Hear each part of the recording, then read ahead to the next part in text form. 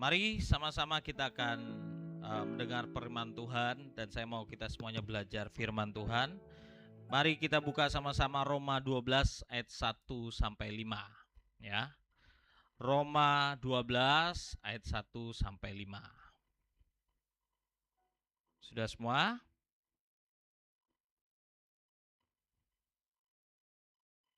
Roma 12 ayat 1 sampai 5.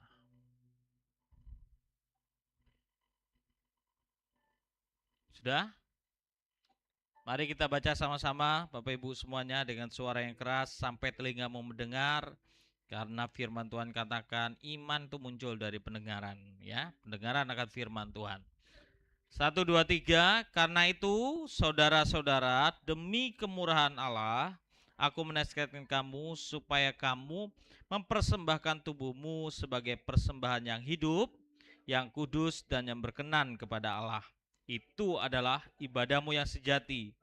Janganlah kamu menjadi serupa dengan dunia ini, berubahlah oleh pembaharuan budimu, sehingga kamu dapat membedakan manakah kehendak Allah, apa yang baik, yang berkenan kepada Allah, dan yang sempurna.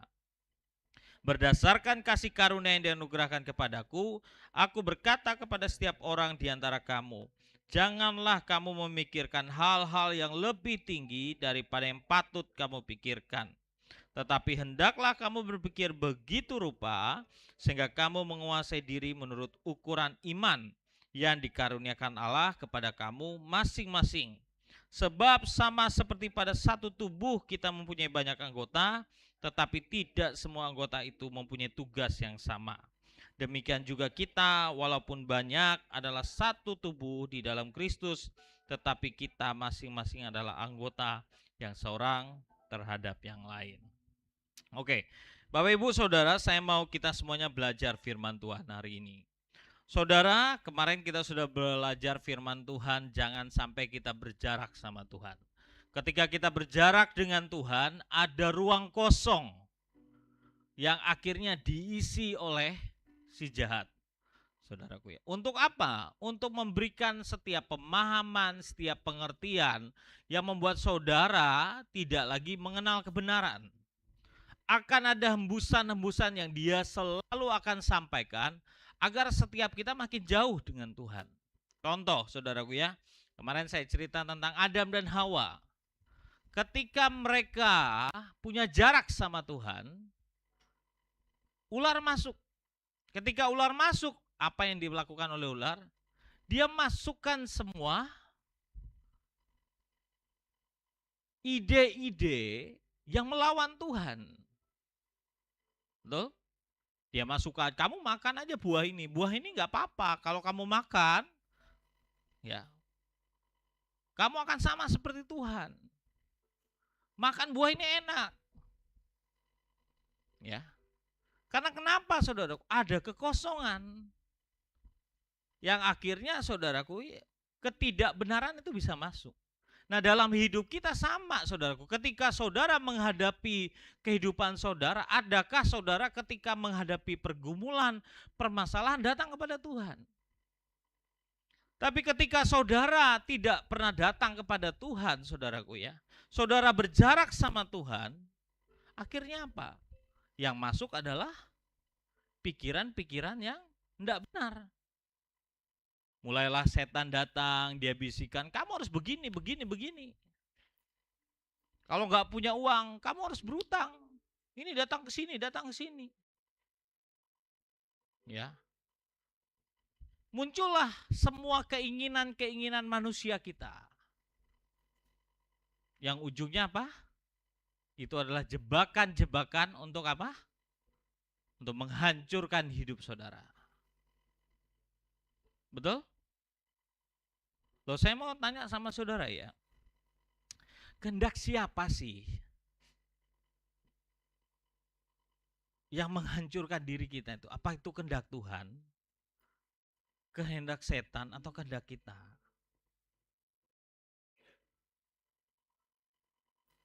Siapa sih yang mutusin? Setan itu kan cuma bisa ngasih tawaran kan? Bisa nggak dia paksa saudara?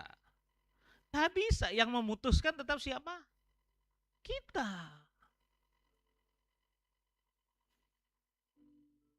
Pekerjaan setan itu selalu menawarkan sesuatu yang tujuannya menghancurkan saudara. Yohanes 10 ayat 10 bilang apa? Pencuri datang cuma untuk mencuri. Ingat lo ya, setan itu di dunia ini cuma satu tujuannya. Mencuri. Mencuri apa? Mencuri berkat Tuhan dalam hidupmu, mencuri damai sejahteramu, mencuri kebahagiaanmu. Semua yang Tuhan mau kasih buat hidupmu, dia akan curi. Destinimu, panggilanmu, bahkan sampai keselamatanmu. Mencuri, membunuh. Apa yang dia bunuh? Potensi-potensi ilahi dalam hidupmu. Dia akan habisi saudara. Sampai saudara itu gak bisa layak di hadapan Tuhan. Terus apa? Dibinasakan. Karena memang tujuannya agar saudara bersama-sama dengan dia. Dalam apa? Lautan api. Tujuan setan itu cuma satu. Tapi Pak, banyak orang misalnya ke gunung ini untuk minta berkat, minta apa, harta, kekayaan, minta jabatan, minta jodoh, minta kekuatan. Ingat lo ya, setan kalau memberi sesuatu nggak pernah gratis. Selalu ada harga yang dibayar.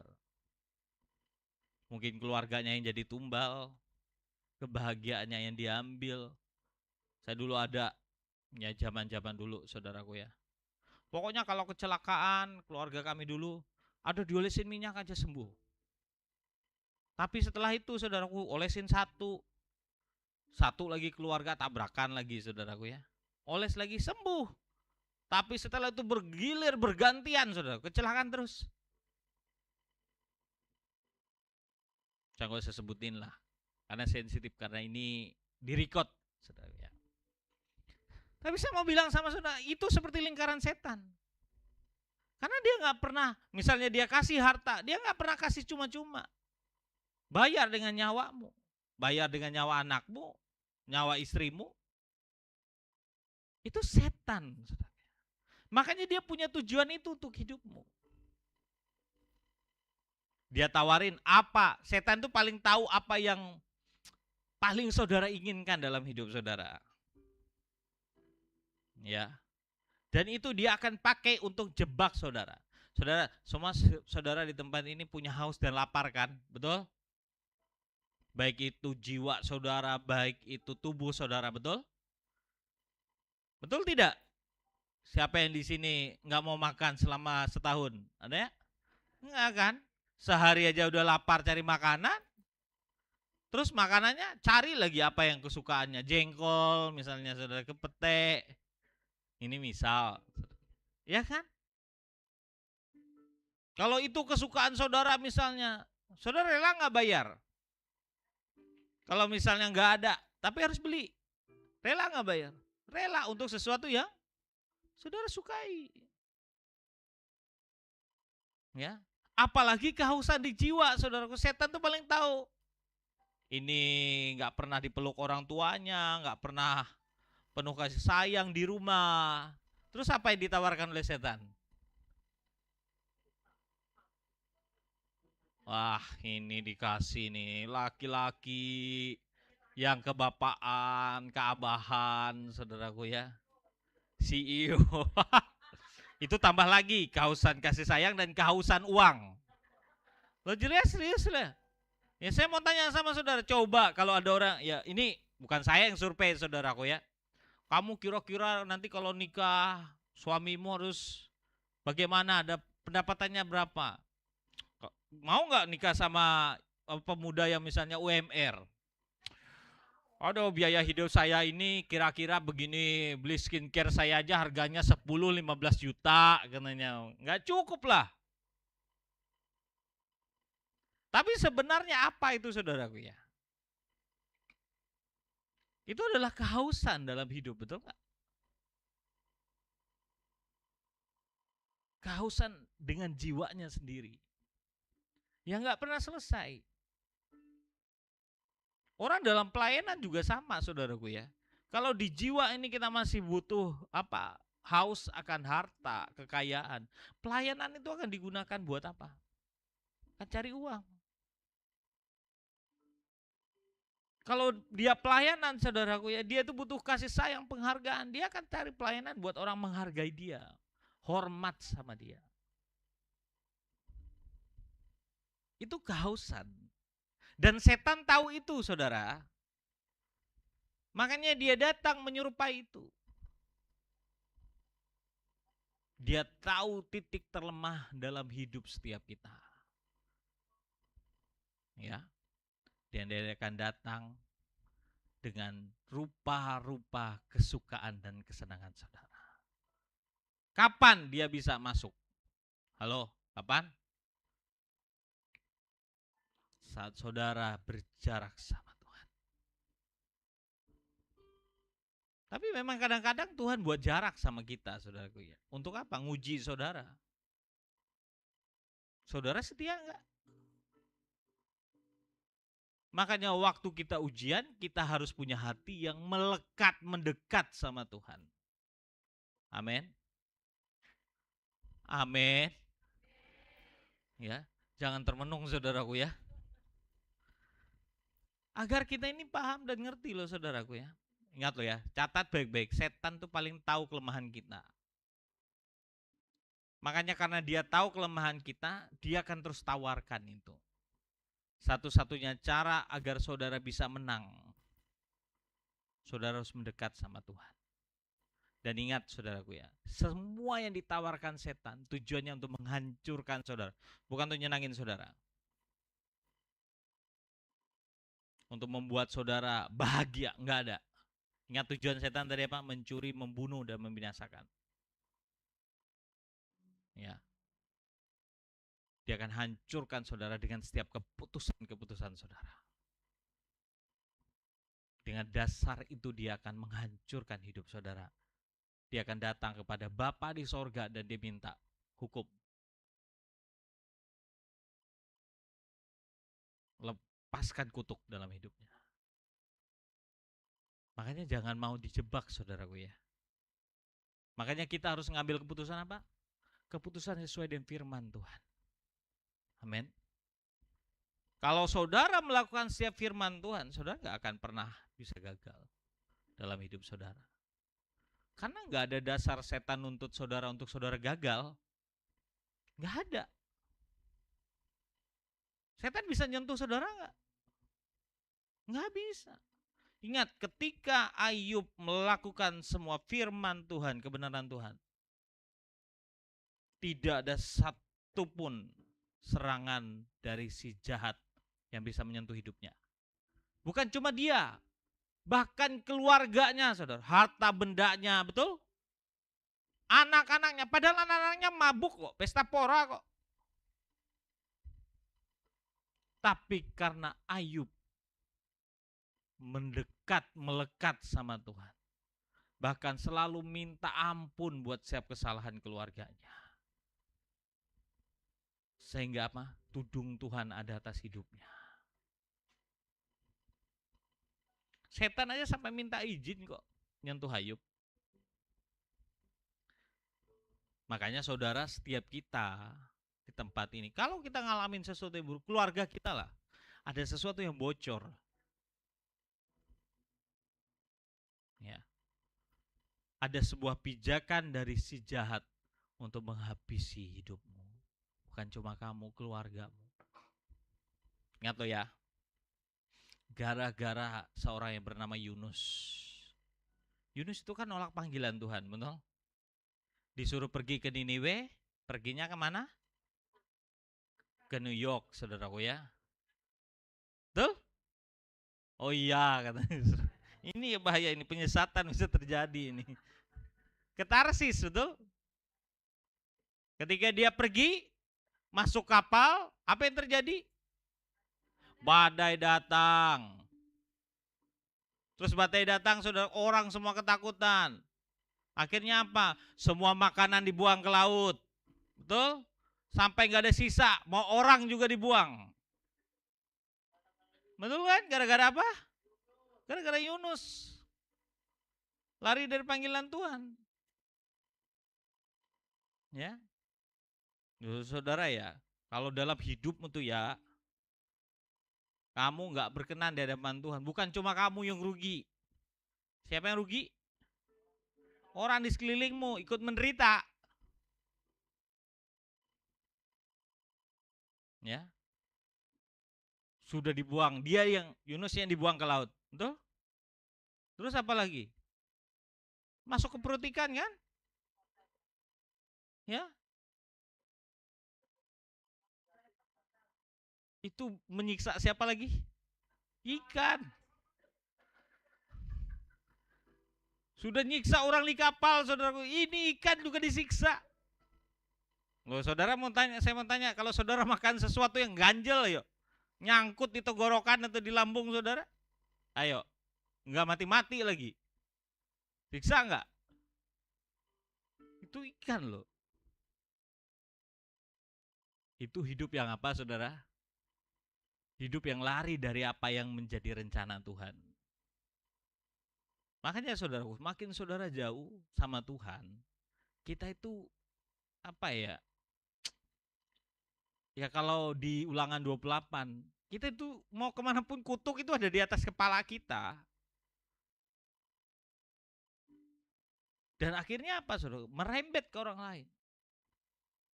Tapi kalau orang benar, dia hidup dalam kebenaran Tuhan, kemanapun dia pergi, orang akan merasakan berkat yang sama. Ingat loh ya, kemanapun Yesus pergi, semua orang di sekelilingnya diberkati nggak? Diberkati betul nggak? Ada yang lucu, saya pernah baca, saudaraku ya. Tadi ya, saya baca ada status orang. Ya, ini orang-orang pada kelaparan, ada ribuan orang kan, yang lagi lapar, belum perempuan dan anak-anak. Tapi gara-gara ada Yesus, ya, semua orang bisa makan dengan kenyang kan. Sisa berapa? 12 ikan, betul? Bakul apa? Roti atau ikan yang sisa 12 bakul? Roti dan ikan. Luar biasa, baca Alkitab lagi ini. 12 roti. Ya, ikannya habis, proteinnya cukup yang itu. Cuma Yesus yang kasih makan 5.000 orang laki-laki, belum perempuan dan anak, tanpa menggunakan APBN, saudaraku ya.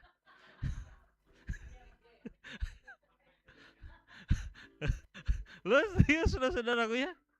Nggak usah bikin dapur umum, ya kan? Nggak, maksudnya kemanapun Yesus berada, mereka mau beli apa, ada uangnya. Bahkan ada yang ajaib, saudaraku ya, mereka harus bayar pajak katanya ya kan. Apa yang dilakukan? Disuruh Petrus mancing ikan, nangkap ikan, keluar duit dari mulut ikan.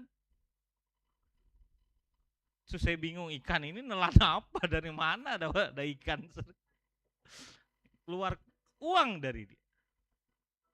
Loh, bukankah hidup kita kemanapun kita berada, kita ini jadi berkat buat orang lain, amin.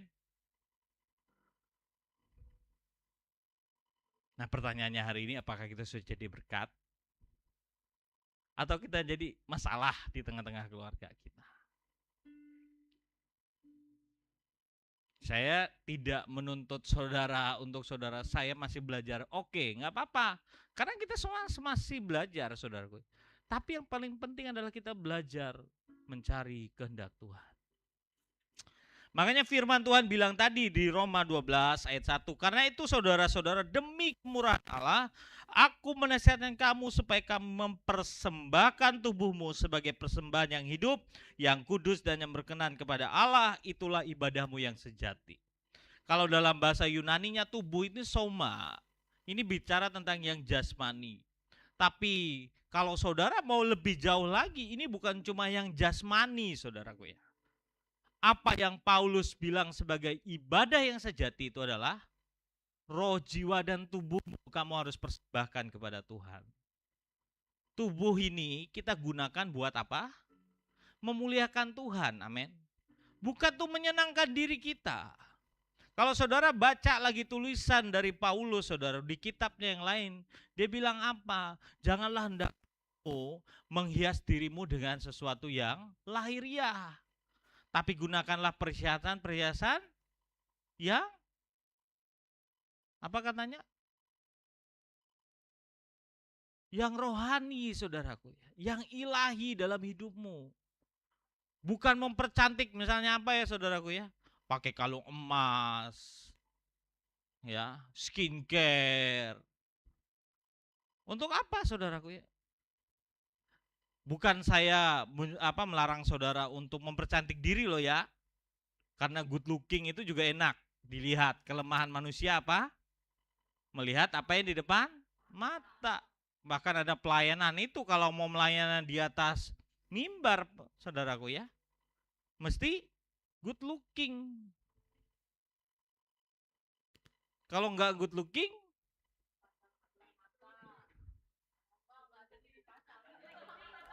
dipandang sebelah mata, masih mending dipandang sebelah mata. Tutup mata dia, saudaraku ya. Iya kan? Itu manusia. Makanya saya mau bilang sama saudara, setiap kita, saudaraku ya. Ya. Ayo saudaraku ya, bukan yang lahiriah ini loh ya. Tapi gunakan hidup kita di hadapan Tuhan. Tubuh ini untuk melayani Tuhan. Tangan kita gunakan untuk menolong sesama, jadi berkat. Ya. Bukan cuma kocek korek dengan handphone. Ya kan? Bukan saja cuma apa, saudaraku ya, memuaskan semuanya tentang diri kita. Kenapa dibilang mempersembahkan? Ya karena selama ini kita ini tidak mempersembahkan kepada Tuhan roh, jiwa, dan tubuh kita. Apa sih yang kita persembahkan? Seringkali kita kan mempersembahkan sisa buat Tuhan. Ayo saya mau tanya sama saudara, saudara mau cantik atau mau ganteng lah? Kira-kira buat siapa? Jujur saudara ya. Buat diri sendiri kan?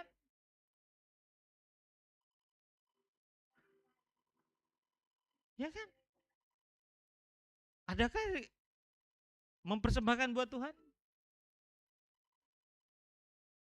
Enggak.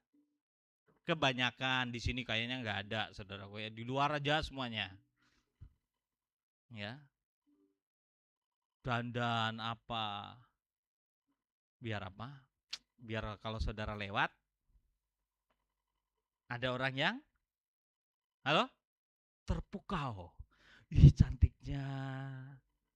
Ih harumnya. Ya enggak?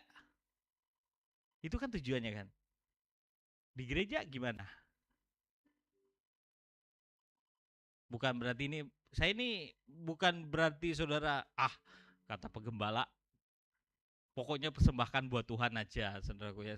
Saudara datang sini nggak mandi, nggak pakai parfum, nggak bedakan, nggak gosok gigi. Yang penting buat Tuhan, saudaraku ya. Jangan, saudaraku ya. Betul nanti saudara jadi pusat perhatian. Jadi pusat perhatian, orang terganggu, saudaraku ya. Enggak, saya mau bicara tentang sikap hati nih. Karena kita ini kan kadang-kadang maunya sempurna semuanya, ya enggak? Kalau bisa tuh kita datang perfect, saudaraku ya. Saya kenal nih saudara saya nih, Pastor Hadi ini, saudaraku. Dari dulu. Dia ini udah pembersih, saudaraku ya. Kalau mau kemana-mana tuh nggak bisa biasa-biasa. Pendeta ganteng katanya. Gantengnya ini orang Dayak katanya, saudaraku ya. Oleh ibu-ibu tuh loh. Wah, serius saudaraku ya. Dulu kalau Pastor Hadi itu pokoknya kalau apa rumahnya aja bersih, saudaraku ya. Pilanya dulu yang di Madang itu. Pokoknya nggak bisa, pokoknya tempat Hadi itu bersih. Kalau dia berangkat, pokoknya harus style, saudaraku ya. Celana apa setiap pelayanan, saudaraku ya. Nah, beli baju ya. Itu saingan sama Pastor Jantrio itu mereka dulu. Bajunya pokoknya setiap ada kegiatan habis tuh baju. Ada tambahan baru saudaraku ya. Sekarang puji Tuhan ketika dia menikah bukan dirinya lagi, anak-anaknya. Enggak saudaraku ya. Tapi itu ya karena memang di diri kita ini ada sesuatu. Enggak salah saudaraku ya. Tapi kalau akhirnya semuanya harus seperti yang kita mau, itu bahaya. Makanya apa yang kita harus persembahkan itu selain tubuh kita, saudaraku ya, pikiran, perasaan, kehendak kita harus kita persembahkan buat Tuhan. Amin. Gak gampang, makanya saya bilang kemarin ikut Tuhan tuh gak gampang. Yang diserahkan itu bukan cuma persembahan saudara itu yang saudara kasih itu. Bukan cuma itu. Ini bicara tentang diri kita seutuhnya yang kita persembahkan ke Tuhan. Ya karena memang kalau mau lihat apanya sewajarnya saudara, memang wajar karena kita ini kan dari Dia. Betul? Dari mana sih tubuh kita? Dari mana sih jiwa kita, roh kita? Dari Tuhan. Ya wajar dong harus dipersembahkan kepada Tuhan lagi. Ada nggak hak kita sebenarnya? Nggak ada. Tapi seringkali kita merasa diri kita paling berhak. Betul? Apalagi kalau dalam hidup kita ini banyak kehausannya. Aku berhak dong bahagia. Makanya ada hak asasi manusia katanya. Yang dipakai manusia untuk apa? Untuk membela diri. Untuk merasa dirinya nih utama. Dia berhak pilih agama. Dia berhak pilih gender. Sampai di Thailand tuh hampir 14-17 gender saudaraku. Saya bingung. Kita aja 2 masih ribut saudara. Sana sudah 17 sampai 14. Lady boy, boy lady, boy boy boy lady lady. Macam-macam loh saudara. Ya. Itu buat apa sih sebenarnya? Tapi itulah yang sedang ditunjukkan manusia tentang apa? Dirinya. Tidak ada lagi kedaulatan Tuhan. Apa sih yang Tuhan mau?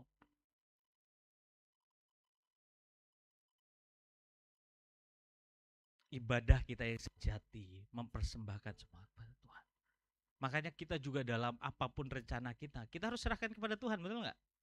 Tuhan boleh nggak saya punya rencana mau sekolah ke sini, boleh nggak Tuhan? Tuhan saya mau mulai usaha, boleh nggak Tuhan? Apa kehendakmu Tuhan? Adakah kita memulai segala sesuatu, mempersembahkannya kepada Tuhan, apa yang Dia mau? Ada. Tapi seringkali kita kan, kalau mau sekolah aku di sini, karena di sini keren, begini begini begini. Saya maunya nanti begini begini. Ya kan? Kembalinya kemana siapa? Diri kita lagi. Pilih pasangan misalnya, saudara. Rela nggak saudara menyerahkan pilihan saudara kepada pilihan Tuhan? Itu gak gampang loh saudaraku ya. Memilih apa yang Tuhan mau. Ingat loh ya, ingat ada prinsipnya. Apa yang saudara mau, Tuhan gak mau.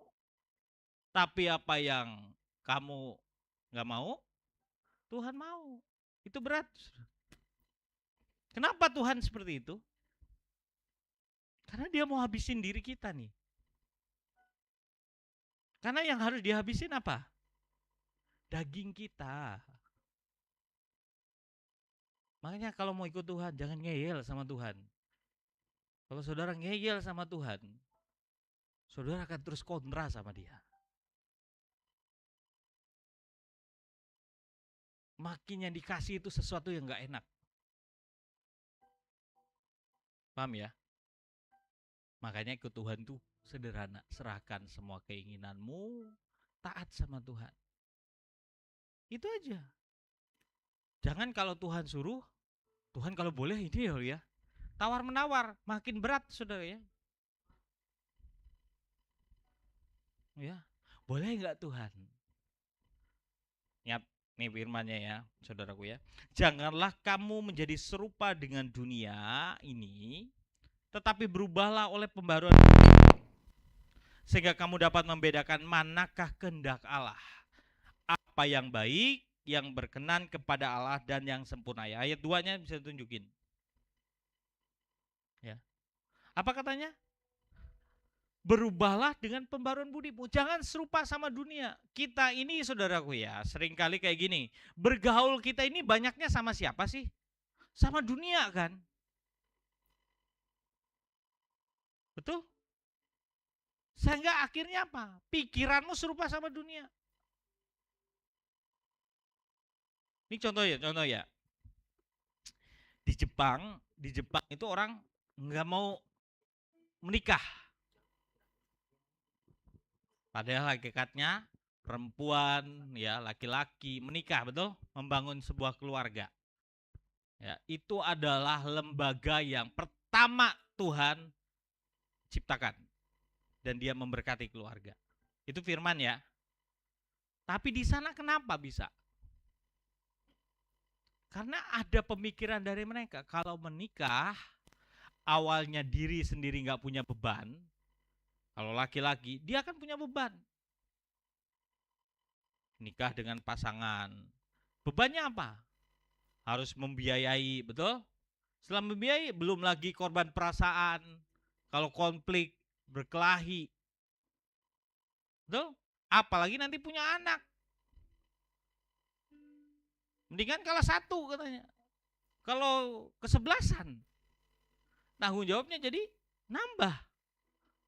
Jadi buat mereka apa? Daripada saya berbeban berat, lebih baik tidak menikah. Langsung pikirannya apa? Kalau untuk kebutuhan misalnya biologis, ya gampang. Tinggal bayar aja tuh. Betul? Puaskan diri, selesai. Terus ada tanggung jawab nggak? Nggak ada, udah dibayar. Kalau mikirnya simpel nggak? Kalau orang dunia berpikir, itu benar nggak? Benar, masuk akal. Logikanya masuk, saudara. Daripada berkeluarga, saya mau bilang sama saudara, nikah tuh nggak mudah. Ada korban perasaan. Belum lagi tuntutan jasmani. Ya, belum lagi dengar teriak-teriak. Nah, serius. Kalau orang Jepang bilang, saya nggak mau ribet dengan yang kayak gitu. Saya mau nikmatin hidup saya sendiri. Betul? Uang saya bisa jalan-jalan ke luar negeri. Betul? Saya mau apa, mau beli ini, mau beli itu, gampang. Kelihatannya benar, tapi itu adalah pikiran dunia. Hati-hati saudaraku, hari ini tuh kayak gitu. Kemarin saya ada baca nih ya.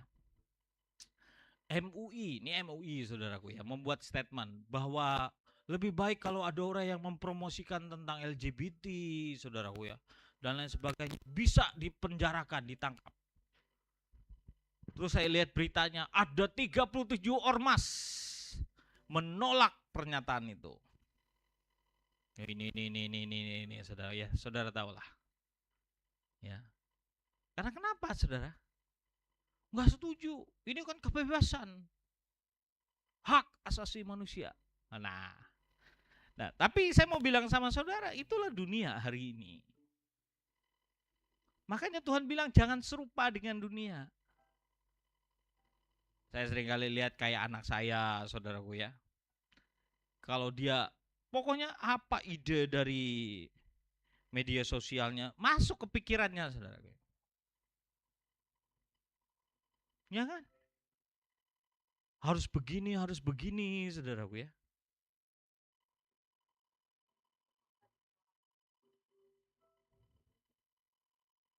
Akhirnya apa? Mempengaruhi hidupnya.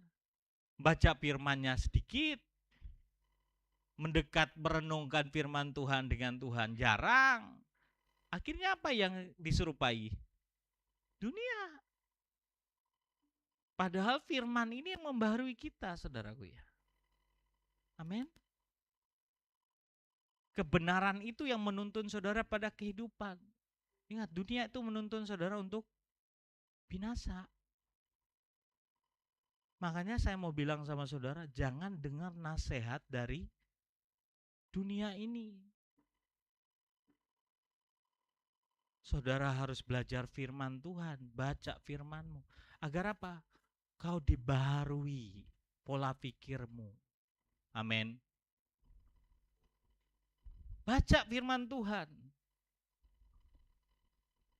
Batasi dirimu untuk semua yang tidak benar yang dari dunia ini masuk. Contoh-contoh ya. Sekarang kalau pendidikan tuh nggak boleh mukul anak, betul nggak? Betul? Kalau kita zaman dulu, saudara sekolah, saudaraku ya, ribut sedikit, kapur terbang, penghapus terbang. Saya pernah ngalamin loh, saudaraku. Lagi ngobrol sama teman, penghapus terbang di situ, langsung putih semua, saudara ya. Gara-gara saya ngobrol sama teman saya. Untung dulu masih pakai kapur yang pakai apa itu, saudara, penghapusnya masih yang lembut itu loh. Wah, kayak saudara. Ya.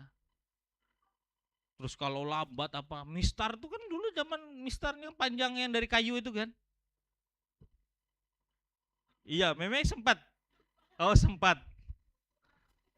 Masuk telat, pak. Satu kaki, pak. Masuk, saudaraku ya. Saya waktu SD, saudaraku, kami ngehafal kali-kalian nggak bisa hafal, saudaraku ya. Belajar lagi nak ya. Tapi ini kuku tertancap di sini, saudaraku. Belajar lagi nak ya, katanya saudaraku ya. Iya, Bu. Ngelapor ke orang tua, saudaraku ya. Bukannya guru ini marahin. Kita, kenapa kamu nggak belajar? Katanya nambah lagi, saudaraku ya. Makanya main banyak-banyak nak, katanya. Zaman sekarang saudaraku beda. Ya. Lapor. Orang tuanya misalnya, aku dimarahin. Gini. Marah orang tuanya. Datengin guru, nggak boleh seperti itu. Dia nanti kena mental apa? In-health. Wah, nggak boleh mukul. Itu zaman dulu, sekarang nggak boleh. Itu kan katanya dunia hari ini, betul nggak? Benar nggak? Nggak boleh mukul anak. Ayo saya mau tanya sama saudara nih, benar nggak? Yang sekarang boleh nggak? Nggak boleh, betul? Saudara setuju nggak? Yang setuju angkat tangan. Yang nggak setuju angkat tangan. Satu, nggak setuju memukul ya? Betul? Nggak boleh mukul ya? Yang boleh ke tangan, yang boleh mukul. Nah, oke. Yang nggak boleh. Yang nggak boleh. Loh, peraturannya hari ini nggak boleh mukul anak, betul nggak? Firmannya bilang apa? Kita buka sama-sama biar saya nggak salah loh ya. Nanti pendeta ini ngarang lagi katanya, saudaraku ya. Oke, saya tunjuk sama saudara.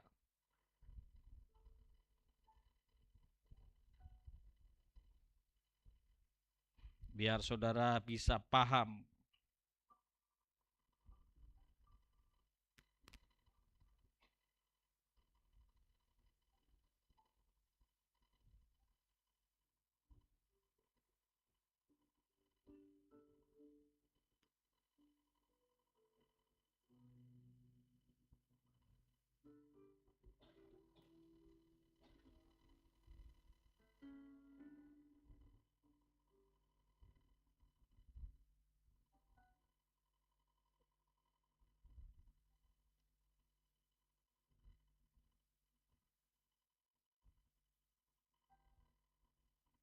Kita buka Amsal 22 ayat 15.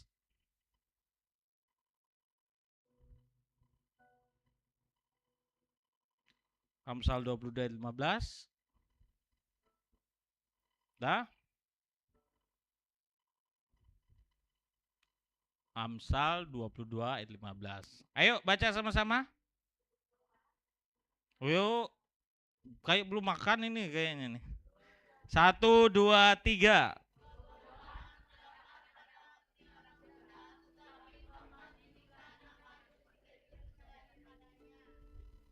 Apa katanya?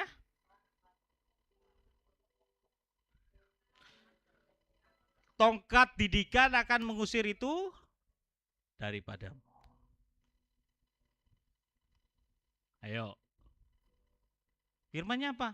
Pakai tongkat didikan. Biar ngusir apa? Kebodohan, kemameh, kepaleng katanya itu saudaraku ya.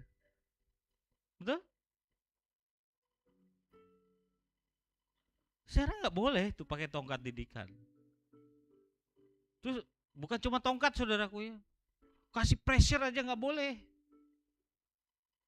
Nanti dia tertekan. Jiwanya goncang. Dan kalau dia bergoncang, di jiwanya meronta-ronta.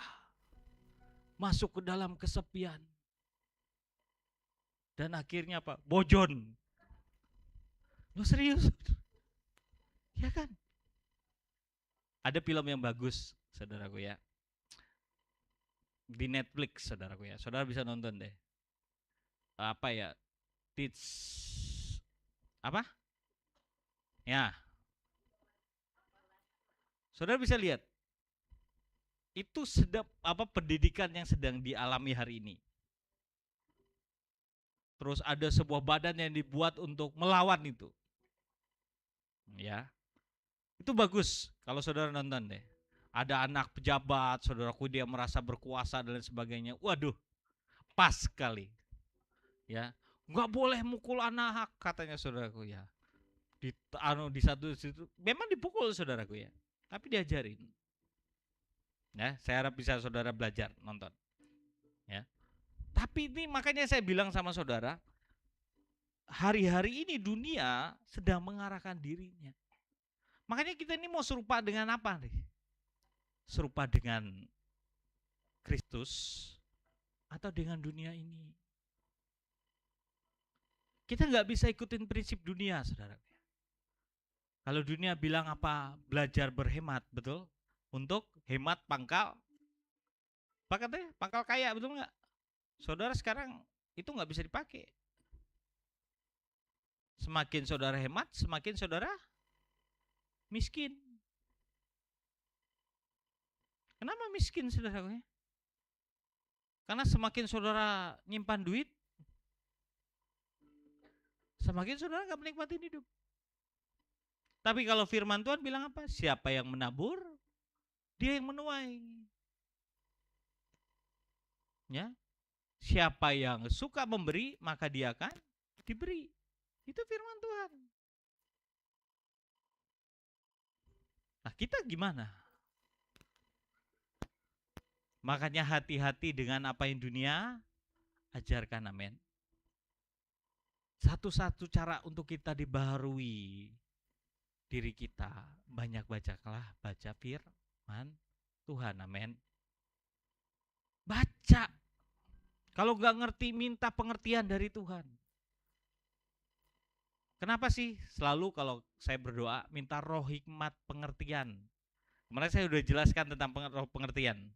Betul? Apa kemarin roh pengertian? Bapak Ibu? Seingat nggak? Roh pengertian itu yang membuat saudara paham mau Tuhan itu apa. Amin. Waktu saudara misalnya dengar firman Tuhan, tiba-tiba Tuhan kasih pengertian. Gini loh ngerti pengertiannya, nak. Kamu harus belajar mengasihi, kamu harus belajar mencari aku. Sehingga saudara bisa paham nih firman. Kalau nggak ada roh pengertian, saudara, saya ngomong seperti apa pun mantul. Cuma akan jadi pengetahuan. Tahu kan pengetahuan? Semua isi di Alkitab itu, saudaraku, itu memang firman Tuhan. Tapi itu cuma logos. Kapan itu menjadi sebuah rema, pengertian? Saat saudara dibukakan dan saudara ngerti. Makanya kalau saudara mau baca Alkitab atau dengerin khotbah, minta roh pengertian dalam hidupmu, amin. Kita ini bukan menghafal, ikut Tuhan bukan menghafal, tapi mengerti, amin. Kalau ditanya, kenapa sih kita nggak boleh berdusta? Kenapa sih kita nggak boleh, misalnya saudara membenci? Kan butuh pengertian kan? Bukan dihafal kan? Tapi mengerti, oh iya, karena Tuhan ngajarin kita untuk mengasihi satu dan yang lain. Kenapa sih kita nggak boleh bohong? Karena Tuhan ngajarin kita untuk apa? Jujur. Betul? Kenapa sih saya nggak, Tuhan ngajarin nggak boleh nyontek? Saudara pasti dikasih pengertian, betul nggak? Kenapa sih kalau melayani Tuhan mesti kita harus sopan? Jangan pakai baju you can see. Betul? Lo di Alkitab ditulis nggak? Nggak apa? Nggak boleh pakai baju you can see kalau saudara melayani Tuhan, ada nggak? Atau seksi? Nggak ada kan? Kapan bisa saudara ngerti kenapa? Saat saudara, ketika saudara datang ke Tuhan, Tuhan kasih pengertian. Kenapa sih kamu nggak boleh pakai baju yang seksi? Kamu kan dikasih pengertian. Oh, ini mungkin bisa jadi batu sandungan buat saudara saya yang lain. Apalagi laki-laki. Ya kan? Yang kelemahannya apa? Mata. Betul. Kan pengertian itu Tuhan kasih. Amin. Untuk apa tujuannya kita dibaharui budi kita, saudaraku? Firman Tuhan bilang, agar kamu dapat membedakan manakah kehendak Allah, betul? Apa yang baik, kehendak Tuhan itu, apa yang baik, saudaraku? Apa yang baik itu apa? Ya semuanya tidak melawan firman Tuhan, tapi semuanya baik.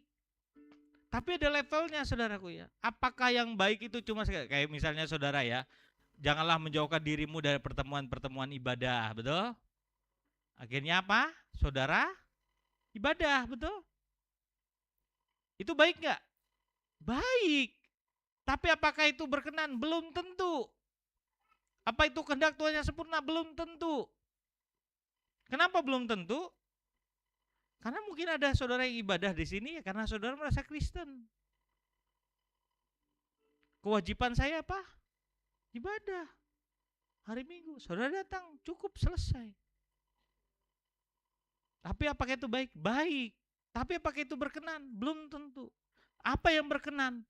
Ketika saudara datang kepada Tuhan, mempersembahkan sesuatu yang menyenangkan hatinya. Misalnya apa? Tuhan mau saudara ayo nyanyi. Nah, betul? Saudara bawa itu di hadapan Tuhan. Saudara waktu ibadat, saudara lepas handphone saudara. Nggak mikirin apa-apa, orang nyanyi, saudara nyanyi di hadapan Tuhan. Ketika kasih persembahan, Tuhan bilang persembahkan, nah. Beri begini buat aku. Itu berkenan nggak? Berkenan ketika saudara lakukan seperti yang dia mau. Tapi apakah itu kehendaknya sempurna? Ada yang lebih tinggi lagi. Itu bicara tentang apa? Dia nggak ngomong pun, saudara tahu hatinya mau apa. Saya datang ke tempat ini bukan mencari berkat. Saya datang ke tempat untuk menyenangkan Tuhan saya. Saudara lakukan semua. Itu kehendak Tuhan yang sempurna. Gimana bisa sampai ke level itu? Baharui budi kita, pengertian kita. Amin. Nggak semua orang yang bisa datang kepada Tuhan bisa paham. Kayak baca Alkitab. Kalau saudara baca Alkitab aja semuanya itu baik. Itu kehendak Tuhan, yes. Tapi apakah itu berkenan? Belum tentu. Ada yang baca, selesai, tutup. Gak direnungkan. Kehendak Tuhan yang berkenan, renungkan. Betul? Kalau sudah direnungkan, bukan cuma direnungkan, tapi dilakukan. Gimana bisa tepat?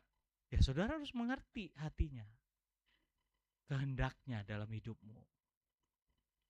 Amin. Belajar saudaraku ya. Saya bilang kita nggak sempurna semua, tapi Yang paling penting itu adalah saudara mau belajar dekat sama Tuhan. Tidak cari orang yang sempurna. Tuhan gak cari orang yang bisa. Yang Tuhan cari adalah orang yang mau datang kepada Dia, yang mau belajar sama Dia.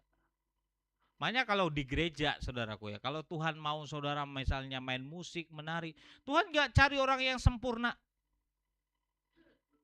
Yang penting saudara mau, nanti disempurnakan oleh Tuhan. Amin.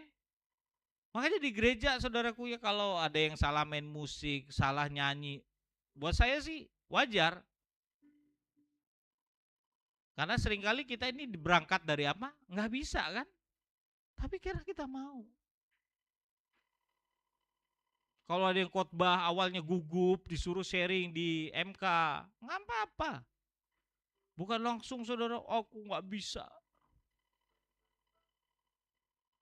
Tuhan nggak cari orang yang bisa. Dia selalu cari orang yang mau. Kita aja sama dulu. Tuhan aja milih murid-muridnya bukan orang pintar kok. Betul? Yang dipilihnya apa? Nelayan. Orang-orang biasa, saudaraku ya. Murid-muridnya apa? Mantan pelacur. Orang-orang yang dunia bilang dibuang. Tapi dia pilih semuanya. Untuk apa? Nih saya tunjukin orang-orang yang kalian buang. Di tanganku aku ubah mereka. Mereka ini yang menjadi orang-orang yang jungkir balikin dunia. Makanya waktu ahli-ahli agama, orang-orang pintar lihat tuh murid-murid Tuhan. Mereka bilang, ini kan orang-orang biasa. Yang bareng-bareng kita dulu. Oh sekarang mereka berbeda. Perkataan mereka penuh kuasa. Mereka penuh dengan wibawa ilahi. Karena apa? Di tangan Tuhan yang mau dia mau ubahkan, dia mau pakai. Amin. Makanya saudaraku, saya tidak pernah lihat saudara di tempat ini jadi orang biasa. Dari hidup saudara, setiap saudara, saudara akan bawa orang-orang mengenal Tuhan. Amin. Sekarang aja lagi Tuhan proses hidup saudara.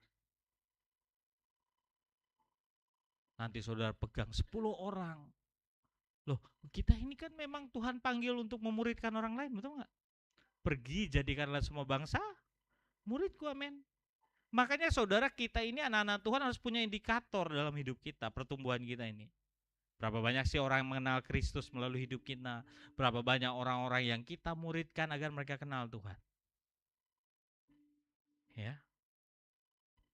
Dimanapun kita berada, kita harus ajarin orang untuk mengenal firman Tuhan. Amin. Agar kita bisa menikmati, melihat apa yang Tuhan rencanakan jadi dalam hidup kita. Amin. 2 Korintus tadi, ya 2 Korintus 12, ayat yang ketiganya, berdasarkan kasih karunia yang dianugerahkan kepadaku, aku berkata kepada setiap orang di antara kamu, janganlah kamu memikirkan hal-hal yang lebih tinggi daripada yang patut kamu pikirkan. Tetapi hendaklah kamu berpikir begitu rupa sehingga kamu menguasai diri menurut ukuran iman yang dikaruniakan Allah kepada kamu masing-masing. Saudara, seperti ini, seringkali kita ini anak-anak Tuhan memikirkan sesuatu yang tinggi-tinggi seringkali dalam hidup kita. Saya bilang tadi ada kehausan dalam hidup kita, di jiwa kita ini, yang seringkali membuat kita tuh berhayal sesuatu yang tinggi, betul nggak? Padahal kita nggak mampu tuh. Tuhan selalu ngajarin kita, cukupkanlah dirimu dengan apa yang ada padamu, betul nggak? Kamu tuh tahu ukuran imanmu. Kayak nih contoh seringkali anak-anak Tuhan.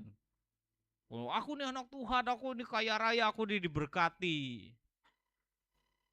Terus kalau misalnya mau sesuatu, tinggi-tinggi semuanya. Ada yang mungkin, aku nanti mau punya mobil. Mobil apa? Mau punya mobil Alphard nanti. Saudara sanggup nggak kalau misalnya tiba-tiba Tuhan kasih saudara Alphard? Beli bensinnya aja sekali ngisi hari ini. Ya. Poolnya aja bisa 2 jutaan. Belum, nggak usah pajak lah dulu. Bautnya hilang aja misalnya. Bannya aja, beli bannya aja saudaraku ya. Ini kan hal yang sederhana. Tuh lagi, tuh apalagi mobil-mobil canggih sekarang sudah pakai komputerisasi ya. Error sedikit aja saudaraku ya, puluhan juta saudara bayar. Seringkali kita kan mikirnya kayak gitu kan. Mau yang gede dulu, tapi ini nggak sanggup. Akhirnya apa? Ekspektasinya tinggi, nggak kesampaian. Akhirnya apa? Kecewa kan? Terus marahin Tuhan. Ketika marahin Tuhan, apa yang dilakukan? Nggak ada gereja-gereja lagi. Loh sebenarnya yang punya mimpi siapa?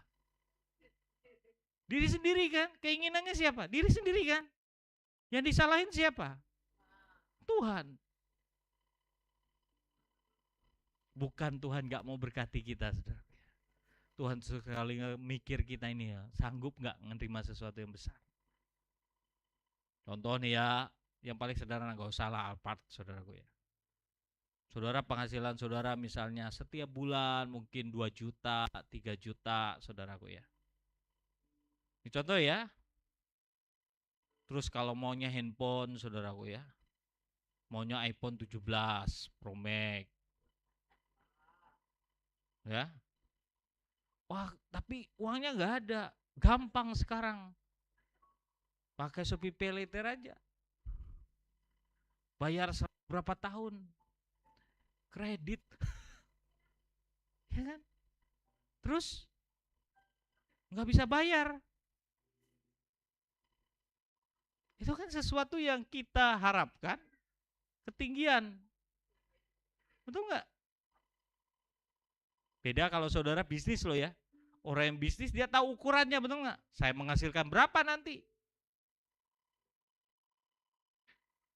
Itu tuh butuh pertimbangan.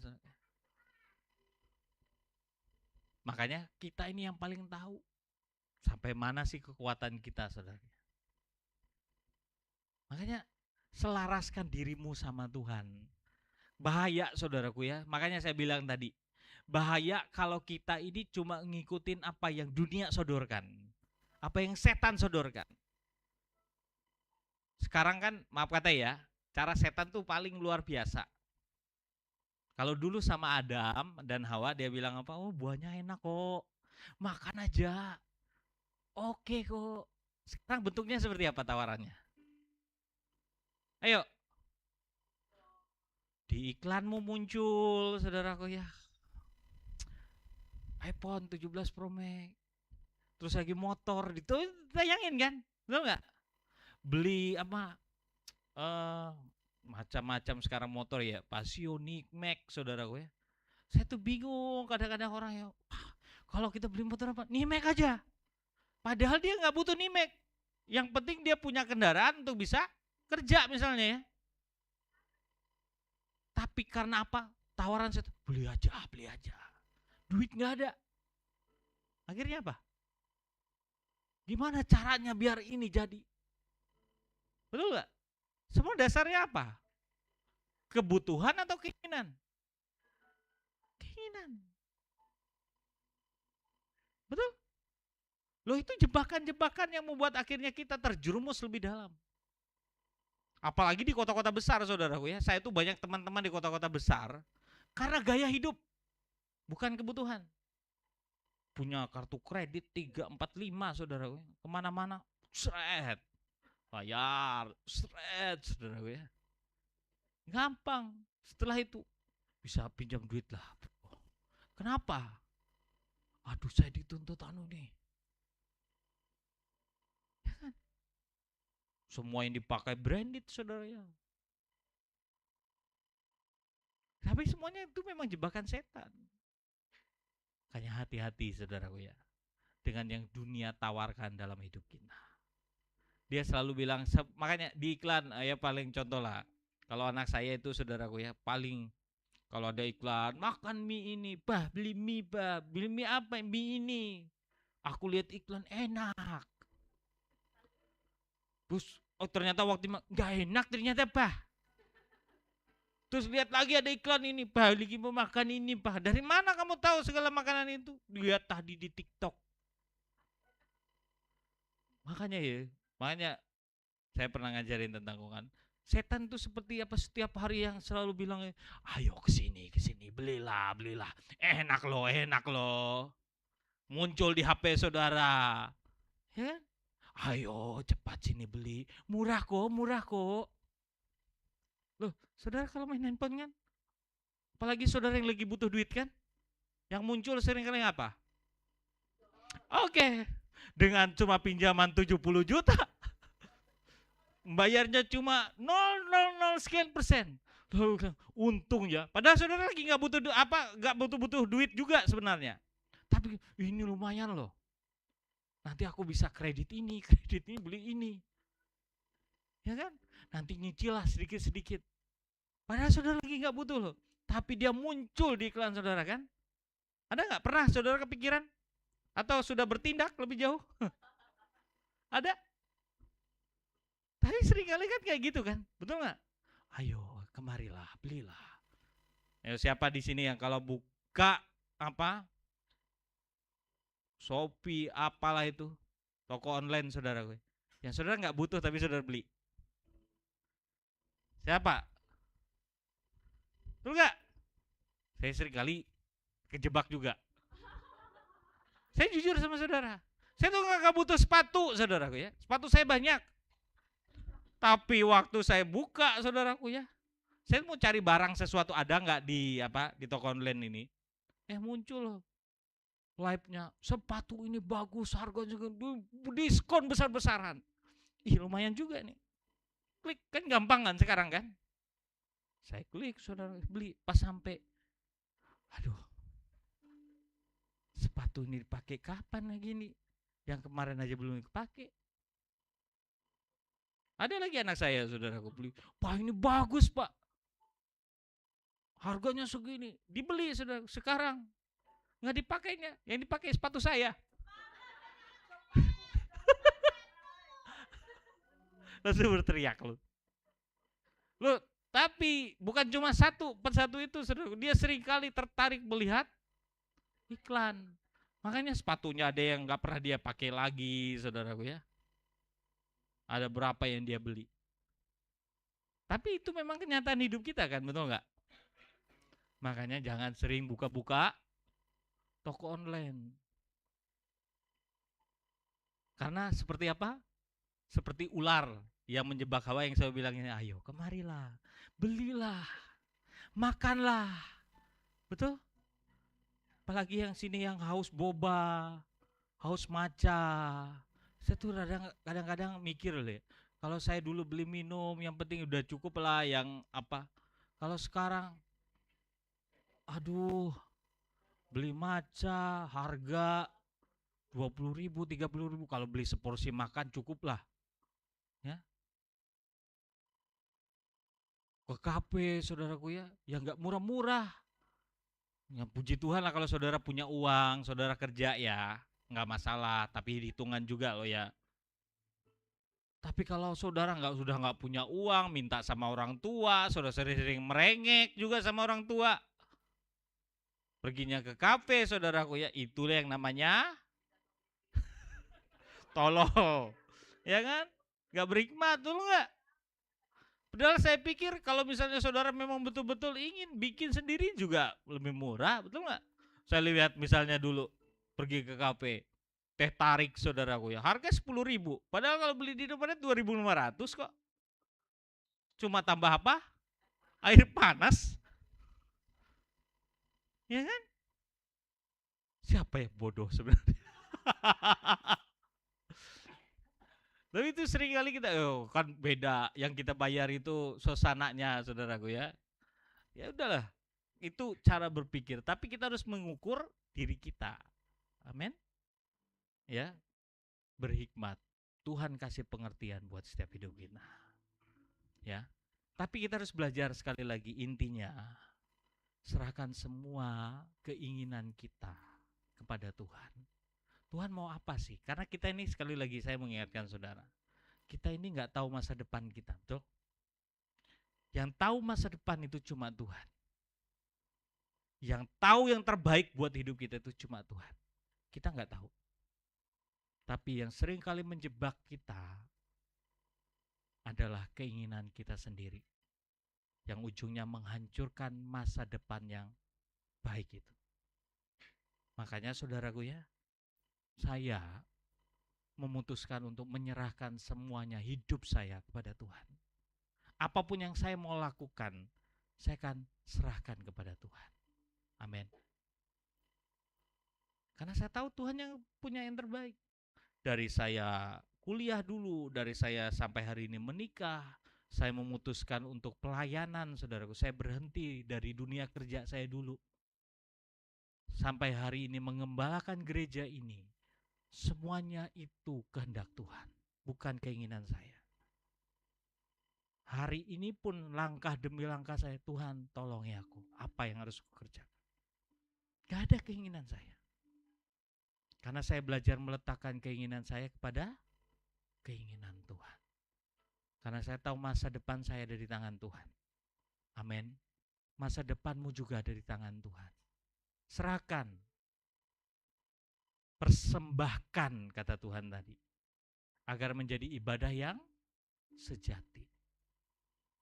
Ya, jangan separuh-separuh. Kasih enggak? Kasih enggak? Banyak dari kita kan seringkali kupersembahkan buat Engkau Tuhan. Setelah itu diambil lagi dari Tuhan. Terus atur lagi dirimu. Untuk kita punya Tuhan yang baik. Kalau Tuhan kita itu tegas, apa saudara? Kamu ini mau ngasih apa enggak ya? Kalau kasih, kasih loh. Kalau enggak aja. Terus mau kasih lagi. Udah, tidak ada kesempatan lagi buat kamu. Selesai kita masuk neraka semua kita, saudara. Ya kan? Dia masih senyum-senyum, dia biarin. Ya kan? Makanya Tuhan itu, saudaraku ya, jangan saudara sering sakiti. Masih mending, ini udah satu orang sering nyakitin hati Tuhan. Itu satu loh. Jumlah penduduk dunia ini 8 miliar. Hari yang sungguh-sungguh nyenangin hatinya berapa sih? Yang nyakitin hatinya berapa miliar sih? Sedih gak? Sedih nih. Saudara ya, kalau saudara menciptakan benda atau sesuatu, ciptaanmu itu nyakitin hatimu, ya, senang gak? Istri saya aja saudaraku ya, kalau dia sudah nyiapin kue, kuenya gak sesuai ekspektasinya, marah dia, sedih dia. Ya, itu baru kue. Apalagi nih Tuhan lo ya, ciptain alam semesta, yang ada cuma nyakitin hatinya. Kalau dia nggak penuh kasih, sudah selesai semuanya. Tinggal dia pakai tangannya bus habus hilang. Betul? Tapi dia kasih anugerahnya. Makanya kalau kita ini sadar dan ngerti, jangan sakiti hatinya dengan semua keinginan kita. Tuhan gak kejar kita sempurna. Dia tahu kita ini lahir dengan dosa. Tapi yang dia mau mendekat kepadanya. Belajar taat dan percaya. Amin. Tutup Alkitab saudara, yuk kita doa.